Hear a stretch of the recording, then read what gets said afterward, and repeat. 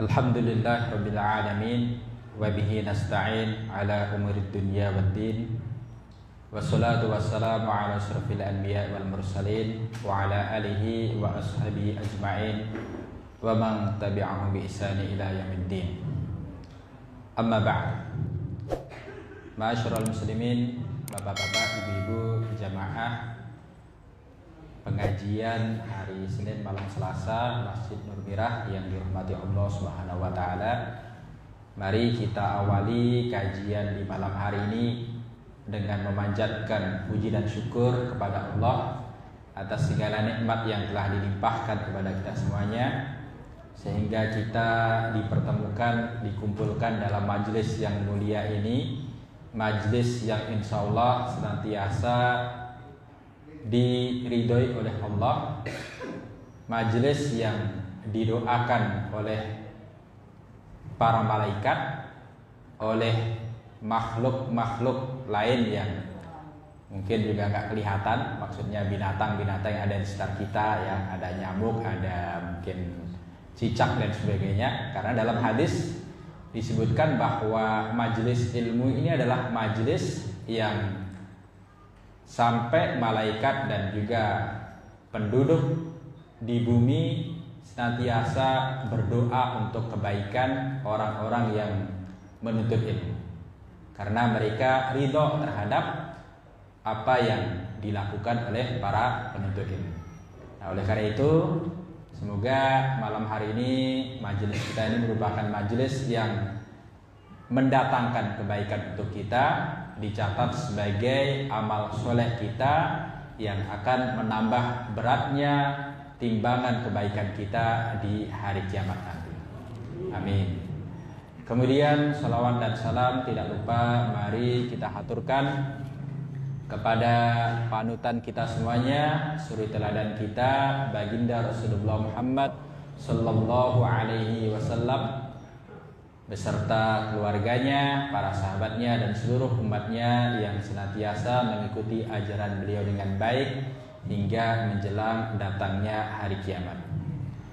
Bapak-bapak, ibu-ibu, saudara-saudara kaum muslimin yang dimuliakan Allah, di pertemuan bulan lalu pembahasan kita sampai pada peristiwa pasukan gajah, serangan pasukan gajah ke Mekah yang rencananya mereka datang untuk menghancurkan Ka'bah, tetapi Allah menggagalkan rencana pasukannya Abraha tersebut. Nah, kurang lebih 2 bulan atau mungkin 1 bulan setengah dari peristiwa datangnya pasukan gajah tadi, lahirlah ke dunia ini seorang manusia yang mulia yang akan menjadi panutan bagi umat manusia di akhir zaman, yang akan Allah angkat sebagai nabi dan rasul yang terakhir, yang datang untuk menyempurnakan risalah para nabi dan para rasul yang pernah Allah utus sebelumnya. Siapa itu? Itulah nabi kita, Nabi Muhammad sallallahu alaihi wasallam. Nah, dalam sebuah hadis disebutkan bahwa tatkala Nabi lahir terjadi beberapa peristiwa yang luar biasa, yang ini menjadi penanda bahwa yang lahir ini bukan manusia biasa, tapi manusia mulia, manusia yang paling sempurna, manusia yang paling baik di antara manusia-manusia yang pernah Allah ciptakan di muka bumi. Disebutkan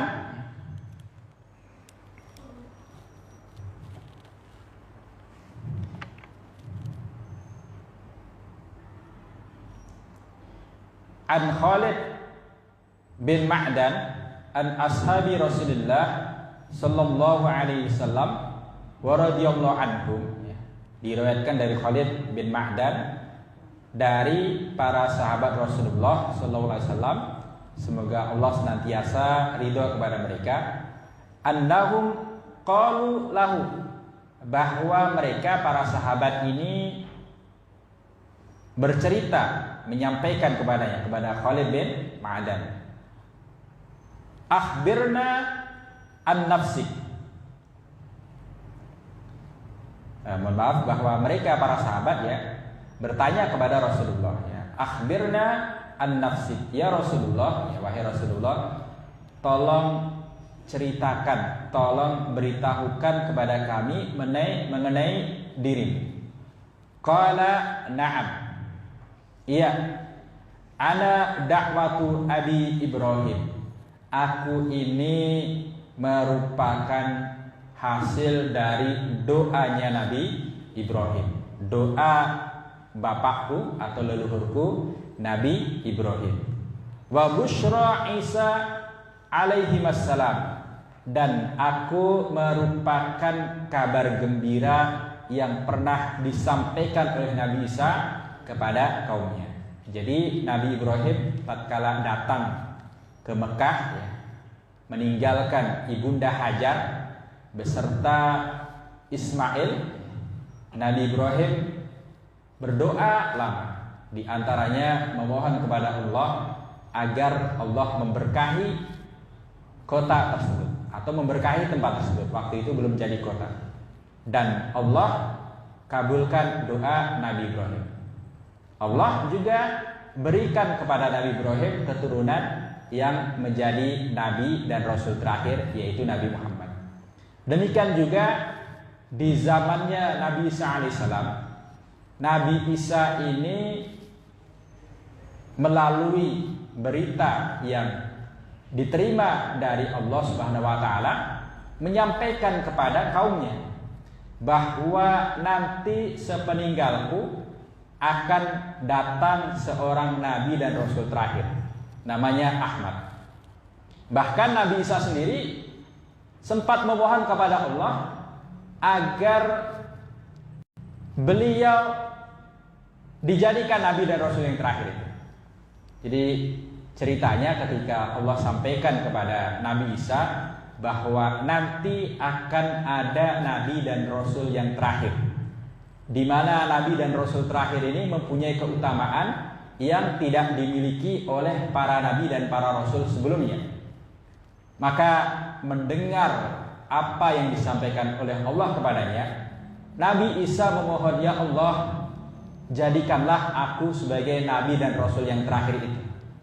Allah sampai. Nah, ketika permohonannya tidak dikabulkan ya, ketika permohonan Nabi Isa ditolak oleh Allah, kemudian Nabi Isa memohon hal yang kedua. Apa itu? Ya Allah, kalau memang Engkau tidak menjadikan aku sebagai nabi dan rasul yang terakhir itu, maka jadikanlah aku sebagai umat dari nabi dan rasul yang terakhir itu. Nah, untuk permohonan yang kedua ini Allah kabulkan. Nah, karena itu Nabi Isa ini nabi yang usianya panjang. Kenapa? Ya, ketika dikejar ya oleh Bani Israel ya untuk disalib ya, Nabi Isa ini kemudian diselamatkan oleh Allah Subhanahu wa taala, diangkat ke angkasa, kemudian posisinya diganti oleh orang lain yang wajahnya mirip hampir sama dengan wajah Nabi Isa alaihissalam. Nah, jadi sekarang ini Nabi Isa alaihissalam ini ada di angkasa. Kemudian nanti di akhir zaman ya, sebagaimana disebutkan dalam hadis yang banyak sekali, hadis-hadis tentang tanda-tanda hari kiamat, bahwa di akhir zaman nanti Nabi Isa ini akan turun untuk menjadi hakim yang adil. Ketika keadilan sudah menjadi sesuatu yang langka, bahkan hampir-hampir hilang dari atas muka bumi, kezaliman tersebar di mana-mana. Bahkan pada waktu itu muncul satu fitnah namanya Dajjal di mana umat manusia tidak ada yang mampu untuk menghadapinya. Semua kekuatan di hadapan Dajjal itu tidak ada apa-apanya. Sehingga hal ini menjadi fitnah yang luar biasa, menjadikan keimanan kaum mukmin pada waktu itu benar-benar diuji. Nah, maka diceritakan dalam hadis ya, ketika pasukan Imam Mahdi ini sudah terdesak, kemudian di saat subuh mereka sudah siap-siap untuk melaksanakan sholat subuh, iqamat sudah dikumandangkan. Ternyata ada yang memberitahu bahwa Nabi Isa alaihissalam telah turun dari angkasa. Kemudian Nabi Isa ikut bergabung bersama pasukannya Imam Mahdi untuk melaksanakan sholat subuh. Pada waktu itu imamnya, yaitu Imam Mahdi, itu sudah mau maju menjadi imam. Begitu tahu Nabi Isa datang, Imam Mahdi ini kan bukan Nabi dan Rasul. Ini kalau bahasa kita pekewo. Nah, bukan Nabi dan bukan Rasul, ngimami sholat, makmumnya siapa? Nabi dan Rasul. Lah kita saja misalkan kalau mungkin ada di antara jamaah ya yang biasa jadi imam. Nah, kemudian ketika mau ngimami kok ada guru kita, ya itu kadang kita sungkan juga. Nah, Imam Mahdi ini kemudian ya, sempat mundur, ya, meminta kepada Nabi Isa agar beliau saja yang maju jadi imam. Tetapi kemudian Nabi Isa mengatakan enggak. Ya. Sesungguhnya kalian ini atau seorang di antara kalian adalah imam bagi kalian. Nah, jadi akhirnya Nabi Isa ikut sholat menjadi makmum di belakang Imam Mahdi. Nah, itu di antara hikmahnya adalah agar umat manusia atau orang-orang beriman itu tidak ragu-ragu. Ini kalau yang jadi imam adalah Nabi Isa misalkan, ini sholatnya pakai syariatnya siapa? Nah, nanti kan ragu-ragu. Ini sholatnya pakai syariatnya Nabi Muhammad, apa pakai syariatnya Nabi Isa? Nah, ternyata yang sholat, yang imami adalah Imam Mahdi, sehingga orang akhirnya yakin. Nah, ketika sholat itu nggak mikir, ya. Sholat sambil mikir ini jangan-jangan sholatnya pakai syariatnya siapa, itu akhirnya nggak khusyuk. Ya. Nah, jadi ketika yang ngimami Imam Mahdi akhirnya yakin, oh ini kita sholat pakai syariatnya Nabi Isa alaihissalam. Nah, kembali kepada berita yang pernah disampaikan oleh Nabi Isa alaihissalam. Ya, jadi Nabi Isa pernah menyampaikan kepada umatnya bahwa nanti sepeninggalku akan ada orang yang Allah utus sebagai Nabi dan Rasul yang terakhir, namanya Ahmad.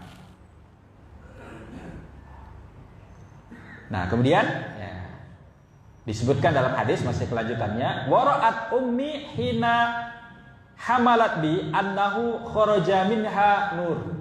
Nah, ini tanda-tanda bahwa bayi yang dikandung oleh ibunda Aminah ini bukan bayi biasa. Itu tandanya apa?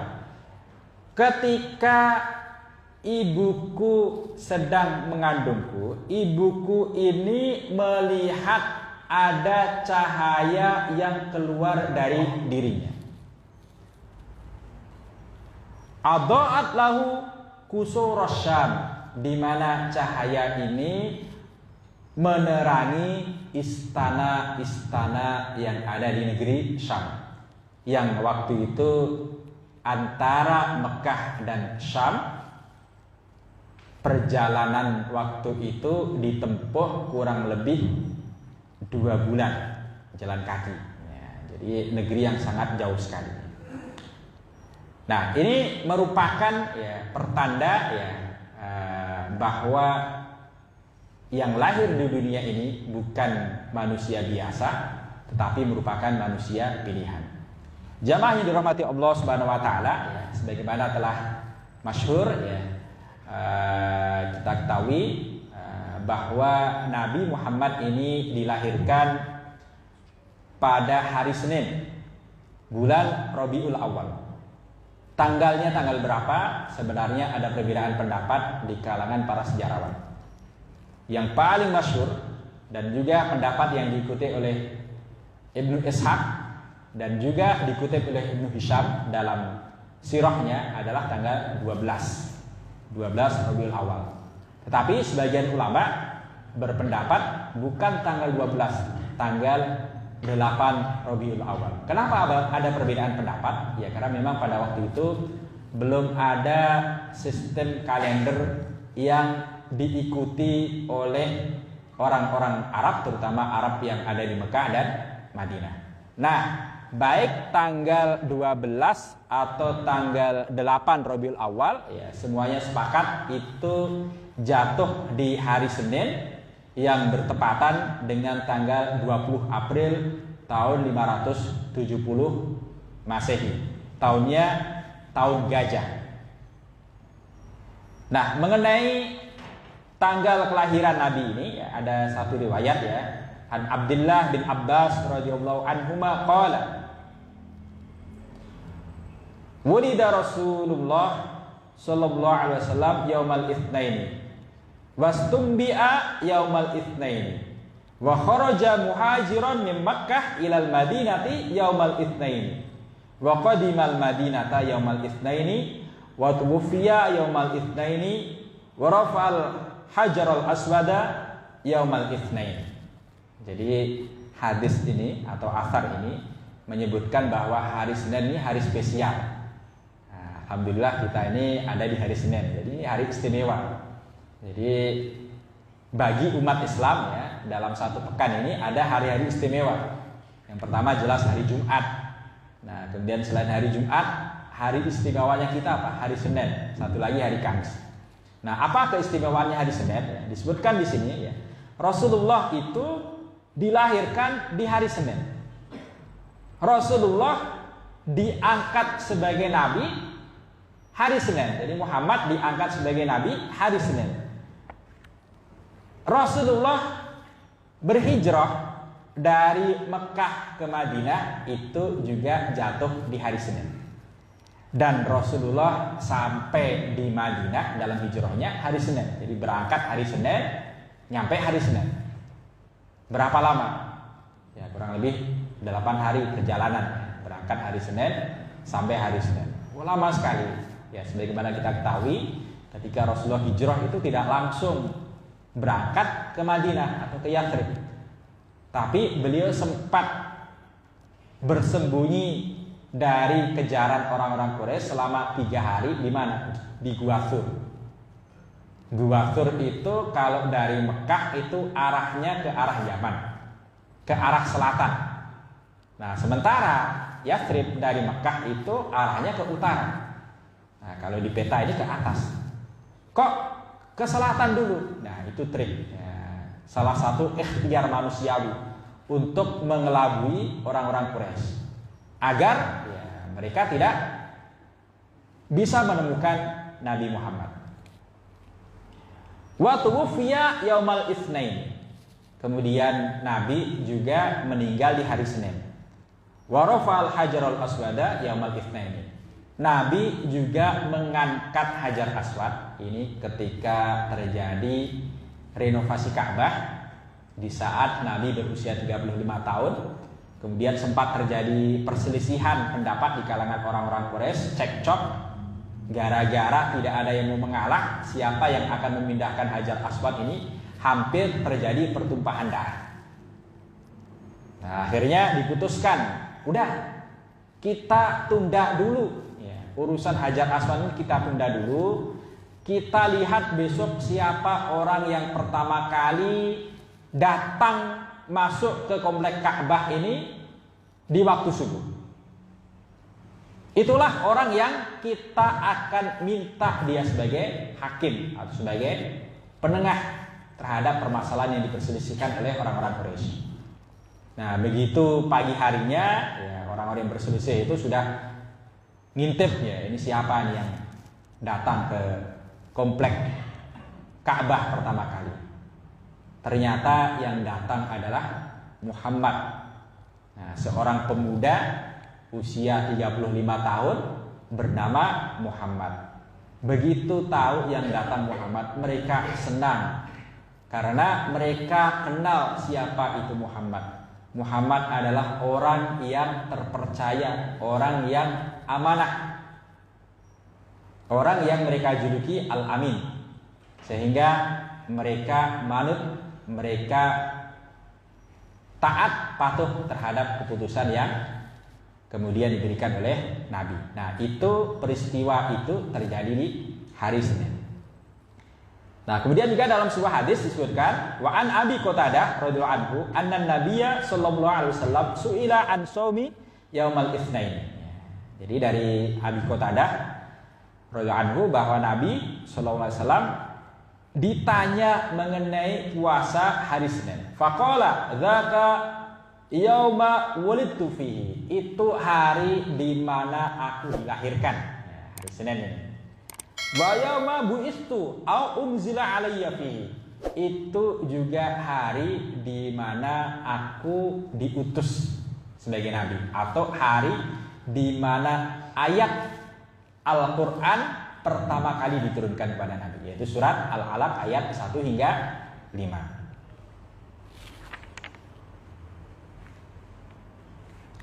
Nah, ini ya terjadi ya harinya hari Senin. Kemudian tahunnya itu tahun gajah sebagaimana yang sudah masyhur dan disepakati ya, oleh para sejarawan.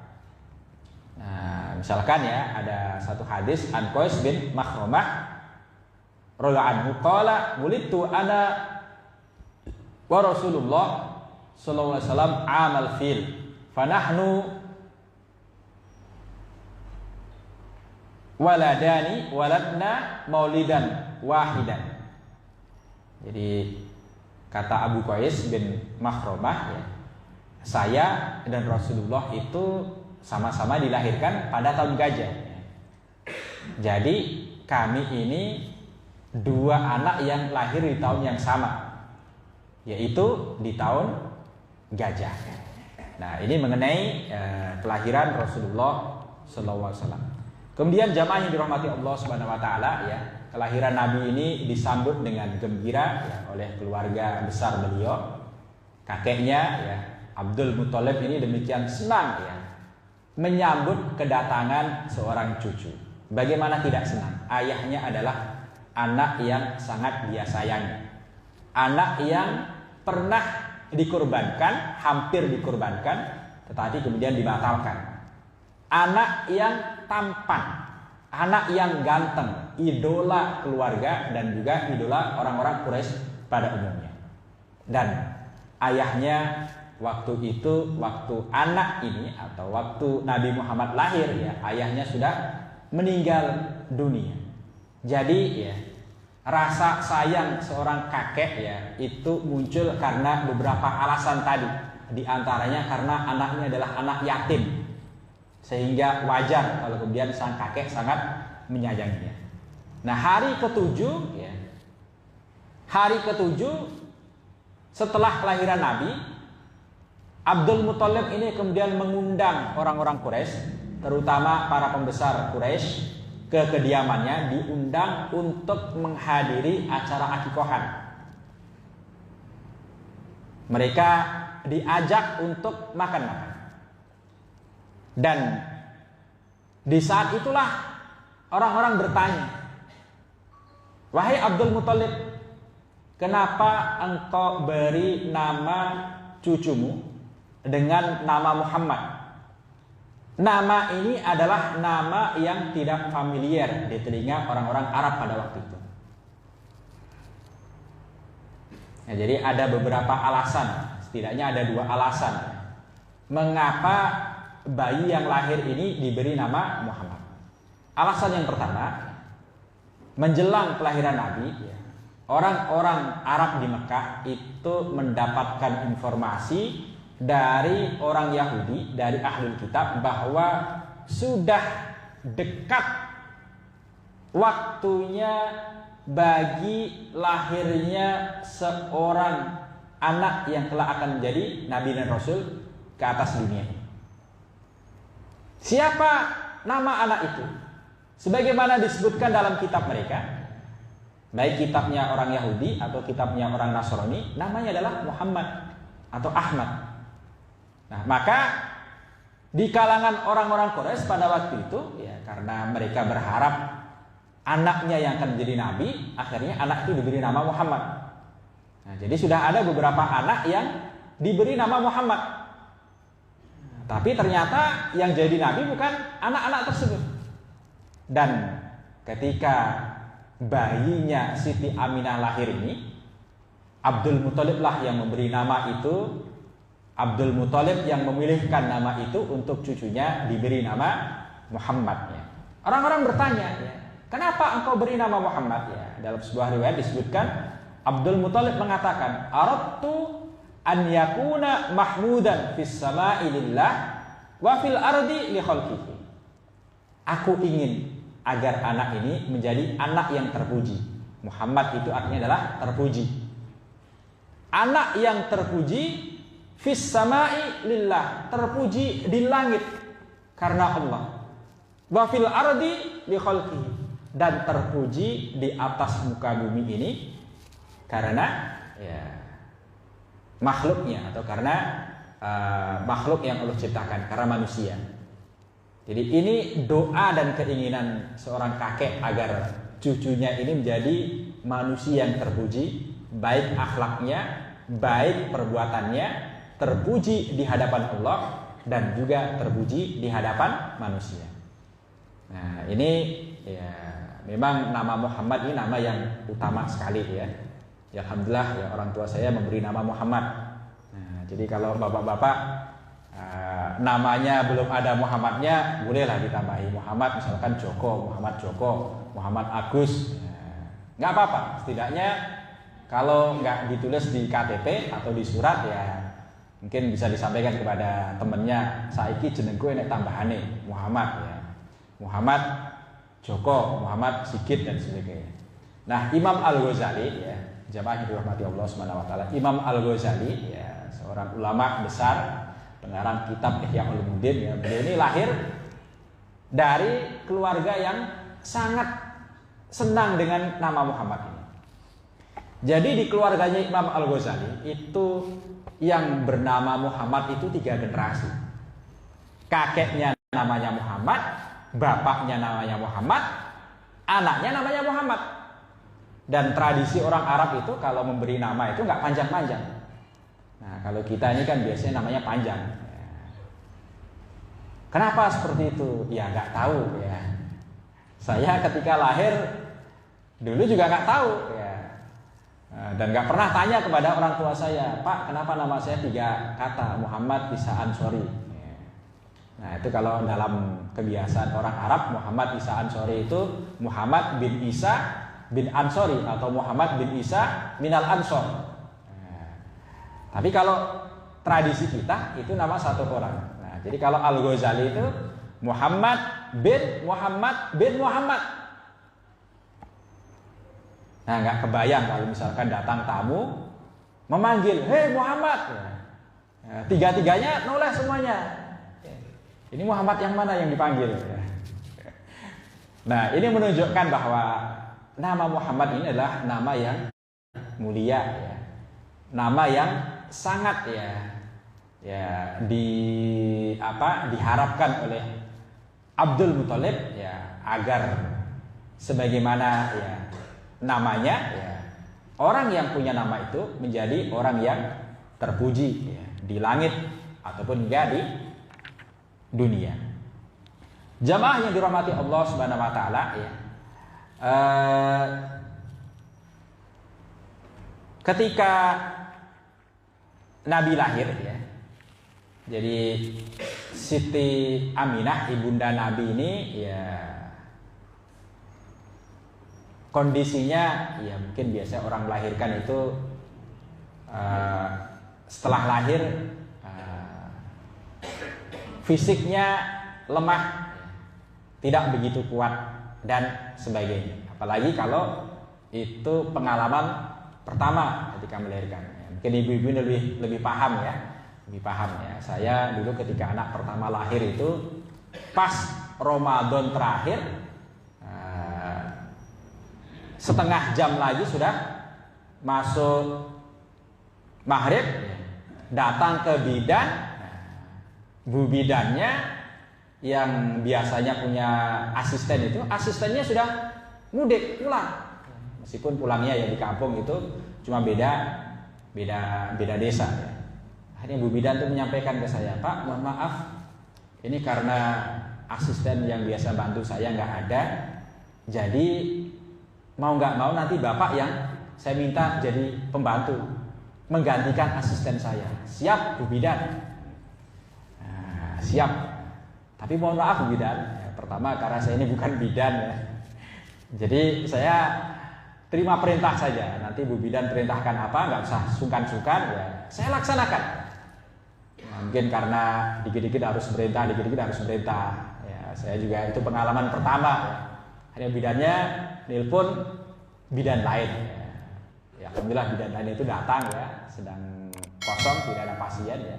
Akhirnya membantu proses kelahiran itu. Dan saya lihat sendiri ya, pengalaman pertama ya istri saya melahirkan itu ya ada perasaan khawatir, ada perasaan takut dan sebagainya. Namanya juga pengalaman pertama.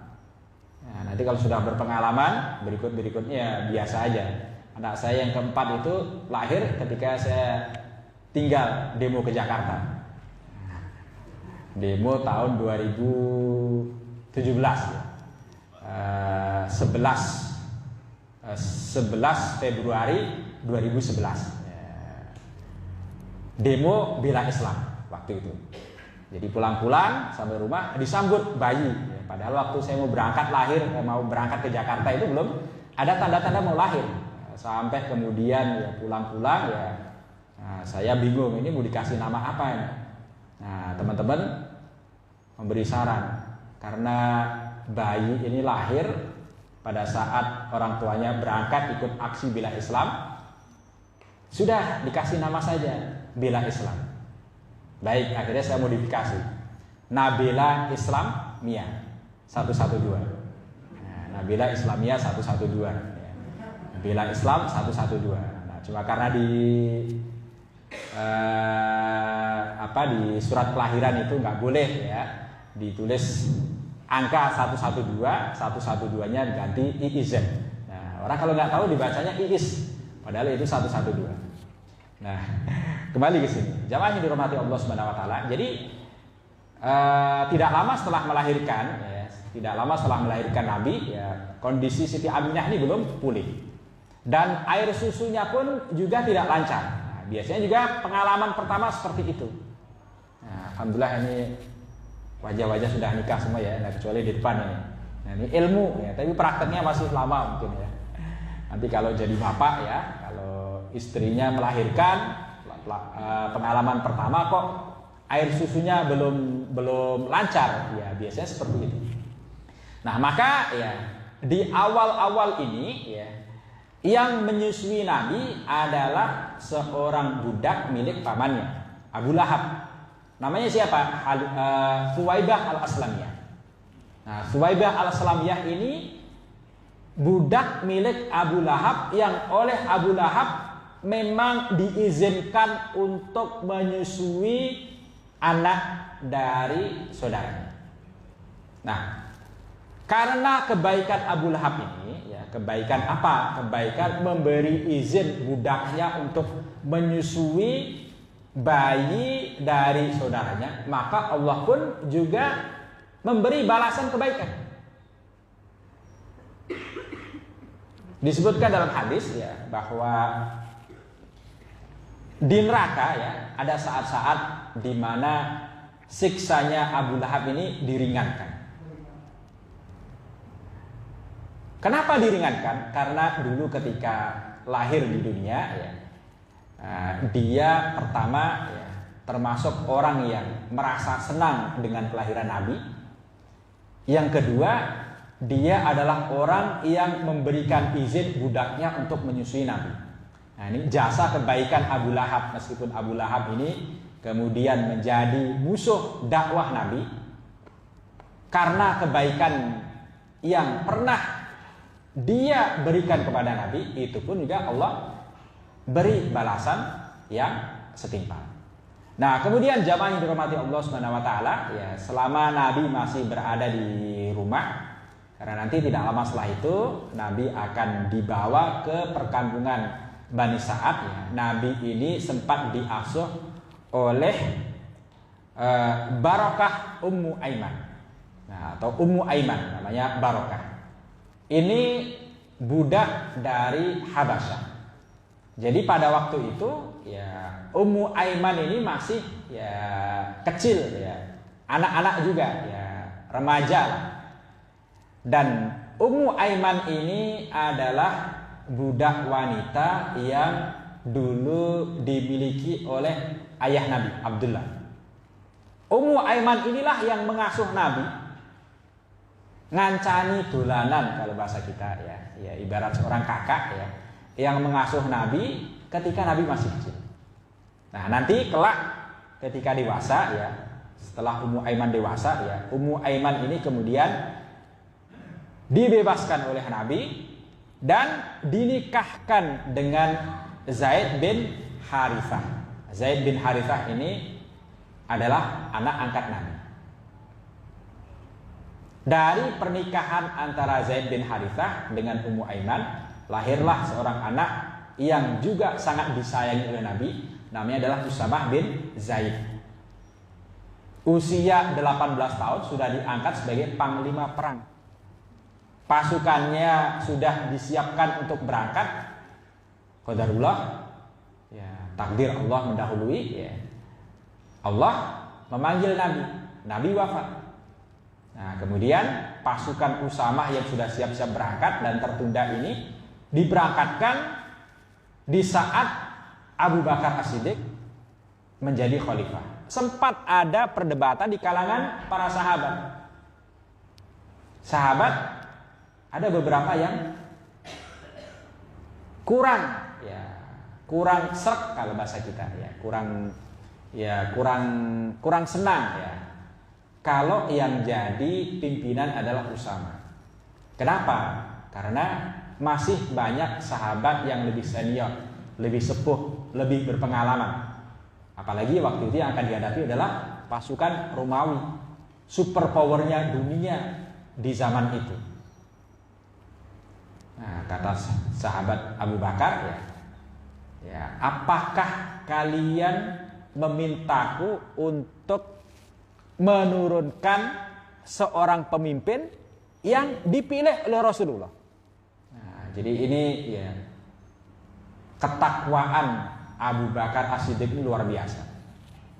Jadi kalau itu Rasulullah yang sudah tentukan, sahabat Abu Bakar As-Siddiq ini nggak berani untuk mengubah ketentuan Rasulullah, meskipun Rasulullah sudah meninggal dunia. Sebelum meninggal dunia, Rasulullah sudah mengangkat Usamah. Nah, saat Rasulullah mengangkat Usamah, nggak ada sahabat yang berani protes. Kenapa? Protes kepada Nabi itu dosa besar. Dosa besar. Pernah ada kasus ya, ketika Nabi membagikan zakat, tiba-tiba datang seorang pemuda, kasar sekali bahasanya. Kata pemuda itu, "I'dil ya Muhammad. Muhammad, bagikan harta itu dengan adil. Berlaku adillah Muhammad." Rasulullah kemudian bersabda, "Waihaka, la lam a'dil wa ana Rasulullah faman ya'dil." Celaka kamu, kalau aku yang Rasulullah, aku saja yang oleh Allah diangkat sebagai Nabi dan Rasul, tidak berbuat adil, lalu siapa yang akan berbuat adil? Kemudian Rasulullah mengatakan bahwa akan keluar dari kalangan orang-orang seperti ini sekelompok orang atau sekelompok pemuda ya, Hudatsaul ahlam, Hudatsaul asnan wa sufahaul ahlam ya, jadi mereka ini usianya masih usia muda, pengalamannya masih minim ya. Mereka ini akan keluar meninggalkan Islam sebagaimana melesatnya anak panah dari busurnya, alias keluar dengan cepat kali. Siapa mereka ini? Orang-orang Khawarij.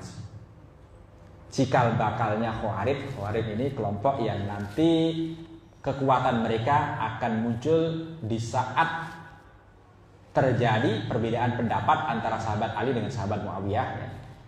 Mereka ini punya kebiasaan mengkafir-kafirkan orang yang berbeda pendapat dengan mereka. Karakter mereka ini orangnya keras, kaku kalau bahasa kita, sulit memaafkan orang yang berbeda pendapat dengan mereka. Makanya mereka menganggap biang kerok permasalahan yang terjadi pada waktu itu adalah Ali dan Muawiyah. Karena itu mereka ingin membunuh Ali dan Muawiyah. Mereka berhasil membunuh Ali, tetapi tidak berhasil membunuh sahabat Muawiyah. Nah, ini jadi orang Khawarij ini di zaman Rasulullah sudah berani protes. Tidak ada yang berani protes kecuali orang ini bermasalah. Nah, makanya para sahabat ini pada saat Rasulullah mengangkat Usamah bin Zaid, mereka diam saja. Nah, sepeninggal Rasulullah, sahabat Abu Bakar tidak lama setelah diangkat sebagai khalifah, ingin memberangkatkan lagi pasukan tadi. Pasukannya sudah siap-siap berangkat, tapi tertunda karena Rasulullah meninggal. Nah, beberapa sahabat seperti Umar itu menyampaikan, coba dikaji kembali, coba dipikir matang-matang. Apa enggak sebaiknya Usamah itu diganti dengan sahabat yang lain, yang lebih sepuh, lebih senior, lebih berpengalaman? Akhirnya sahabat Abu Bakar ini mengatakan bahwa saya tidak akan mengganti orang yang sudah diangkat oleh Rasulullah. Sahabat Abu Bakar ini orangnya kalem, orangnya hatinya ini lembut sekali, mudah sekali menangis. Tetapi di balik sifat kalem dan lembutnya, beliau punya prinsip yang tegas. Kalau itu adalah ketentuan dari Allah dan Rasulnya, maka tidak ada kata lain kecuali sami'na wa ata'na. Ini sahabat Abu Bakar. Umar pun segan kepada Abu Bakar. Sahabat Umar ini kan dikenal sahabat yang tegas, keras. Tetapi ya, dengan atau di hadapan Abu Bakar, kerasnya Umar, tegasnya Umar itu luluh. Orang-orang itu kalau dengan Umar itu nggak berani. Setan pun juga takut ya. Setan aja takut ya. Tapi Umar di hadapan Abu Bakar, Umar yang nggak berani. Nah, jadi sepertinya dalam catatan sejarah yang pernah ya saya baca, atau mungkin pernah jamaah baca ya, di antara para sahabat ya, yang berani memegang kerah bajunya Umar itu hanya Abu Bakar. Padahal Abu Bakar itu orangnya kurus, kalem ya. Kapan Abu Bakar memegang kerahnya Umar? Jadi awal sahabat Abu Bakar diangkat sebagai khalifah ya, Abu Bakar ini mengeluarkan beberapa keputusan yang tegas, di antaranya tetap memberangkatkan Jaisu Usamah ya, pasukannya Usamah. Kemudian keputusan lain akan memerangi orang yang tidak mau membayar zakat meskipun orang itu mengerjakan sholat. Kata Umar, ya jangan buru-buru diperangi lah, mereka kan masih sholat. Nah, kata Abu Bakar, ya Umar, ajabbar fil jahiliyah wa jabbar fil Islam. Hei Umar, kamu dulu zaman jahiliyah itu dikenal sebagai orang yang galaknya bukan main. Tapi sekarang di zaman Islam, apakah kamu akan jadi orang yang pengecut? Nah, ini kan kata-kata yang legit sekali. Ya. Sambil kerah bajunya diginikan. Dan Umar itu nggak berani macam-macam. Kenapa? Dia tahu dibandingkan dengan dirinya di hadapan Rasulullah, Umar itu nggak ada apa-apanya kalau dibandingkan dengan Abu Bakar. Abu Bakar itu punya keutamaan yang tidak dimiliki oleh Umar. Ketika Umar sempat menentang Islam sebelum akhirnya masuk Islam, Abu Bakar itu masuk Islam tanpa penentangan. Abu Bakar yang dipilih untuk menemani Rasulullah hijrah. Abu Bakar yang kemudian dipilih untuk menggantikan Rasulullah sebagai imam sholat. Umar sempat maju menggantikan imam sholat itu di akhir hayat Rasulullah ketika Rasulullah sakit ya. Tapi ternyata Rasulullah dehem dari dalam kamar. Akhirnya Umar itu begitu selesai sholat ya, jadi kepikiran, tanya kepada Bilal, apakah tadi Rasulullah memerintahkan kamu agar aku jadi imam? Enggak Umar, tapi aku lihat gak ada yang pantas jadi imam kecuali kamu. Jadi Abu Bakar belum kelihatan. Begitu Umar Allahu Akbar, Rasulullah dari dalam kamar mendengar suaranya Umar, langsung dehem, ya, ngasih kode isyarat. Nah, Umar jadi kepikiran. Nah, jadi nggak ada apa-apanya dibandingkan dengan Abu Bakar. Nah, ini jamaah yang dirahmati Allah Subhanahu Wa Taala.